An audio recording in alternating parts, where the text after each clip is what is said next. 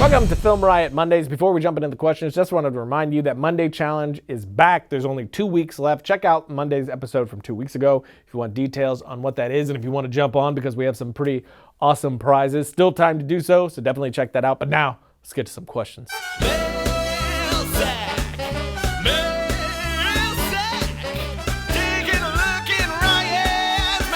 I'm about to enter the last year of uni and fear of finding a job is scaring the pants off of me. How would you start looking for work? That's a really tough one. It was definitely tough for me to get an industry job. I didn't get one right outside of college. I looked for one and I tried and it just didn't happen. So I actually went and did construction work for about a year or two, just saving my money and building up my gear so I can do freelance work, and then built my reel up, and that ultimately got me a job. I did auto detailing for a while too, just whatever I could get my hands on. I had like 2 or 3 jobs at one point, whatever I could do to just make money, build my gear, build up my demo reel, and I used that demo reel to help get me a job. So don't think that you need an industry job right outside of school. Of course, that is, preferred because you're learning right away in experience in the real world. So, look for production companies, put in your resume. More than likely, it'll be a PA type position. You can start there and work your way up the ladder, but it is hard to make money as a PA in that sort of way, but it's also very beneficial. So of course, there's a lot of things for you to think about, but don't be discouraged if you can't land that industry job right away.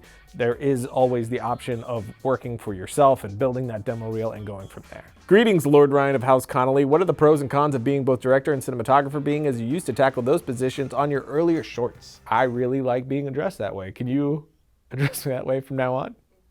Only if you refer to me as such. As Lord Ryan from House Connolly? No, Lord Josh from House Connolly. So that's a no, is what you're saying? Right. Okay. Whenever you're wearing several hats with anything, it's going to distract from each one of them. You're not putting your whole self into one specific thing, so you're not giving it 100%, especially with direction when it comes to, I'm thinking about the characters, I'm thinking about what the visuals are doing, I'm thinking about what sound I want, I'm thinking about what the scene before it, after it was, so I know how to handle the tone of this scene so everything melds together in a cohesive way. I'm thinking about the experience I'm trying to give my audience. I'm thinking about the undertones of things, the meaning of things. So when the actors, cinematographers, and everybody else ask me these questions, I have answers. Usually things are going wrong, so I'm thinking about how we're gonna reshape in the next hour or two for the shots to come so we can make our day. There's a lot that goes into it. So when I also have to do the cinematography, I can't put my 100% into that avenue. So it's going to jip it a little bit, just as much as going to jip the visuals, which I obviously don't like to do either. And cinematography is not even what I'm best at.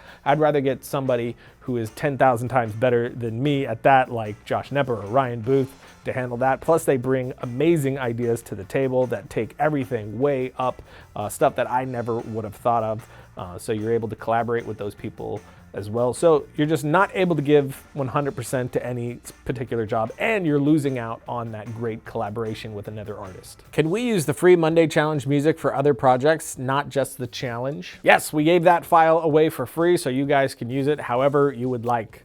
That's the whole answer.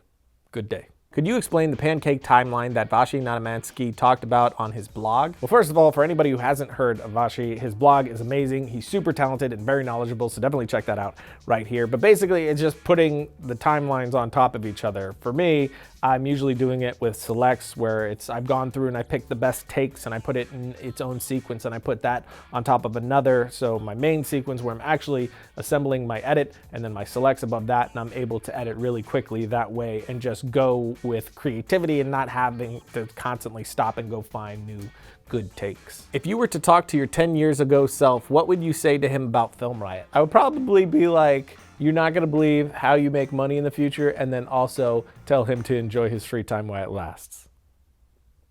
Yeah, those 2 things. Last question, what do you do to keep yourself motivated? Mostly, I just can't not be. I have such a drive to watch. I need film, I need it. I'm hungry and I wanna make them. And everything I do, I try to be one step closer to ultimately making a feature film. And that's really my motivation, that with each thing I look at it as, okay, that's another stepping stone. That's another rung in the ladder that I've passed that's headed towards that feature film. And that's a big motivation for me. Even when we're doing a sketch, that's not a big deal. I'm finding something to kind of hone skills, try something I've never tried before. And I always look at that as just one more tool that I'm adding to the toolbox for when I ultimately get to that feature. It's just how I think about absolutely everything. That just each step I take in one direction is closer to that ultimate goal that I want to get to. So I keep my eyes on that, and that keeps me motivated. But beyond that, we don't have a choice. FilmRiot is weekly, so we have a deadline, and that deadline is motivation. And also, you guys, whenever you dig something that we've put out or you're excited about something that's coming, that's a huge motivation as well. So it's those three, that trifecta, that trinity. Are you a person? Are you breathing? Do you have hair? Do you not have hair? Are you bald? Do you have a shirt? Are you naked? If any of that describes you, you need a website. And can I tell you something? Domain.com is the place to go to get that website. They have a domain name extension list that's growing like a motherfucker. You can pick from 400 plus domain name extensions like .club, .design, .org, .net, Why am I naked? Why am I naked? I don't think that's one, but I think it should be one. It should be one. I think it's important. Yeah. And to show you some love, they're giving you 25% off their already affordable prices when you get domain names, web hosting, or email. Just use the coupon code FilmRiot at checkout. You get 25% off, which I already discussed that with you. When you think domain names, think domain.com. So that's it for today, which means it's time for my suggestion of the week. This one is a conversation with cinematographer John Matheson, who did a lot of Ridley Scott films like Hannibal and Gladiator, a ton of others. Dude is unbelievably talented. He's talking about how and why he chooses the lenses that he does when shooting. You can check that out right here. Tons of really great info in there. And until next week, don't forget to write, shoot, edit, repeat.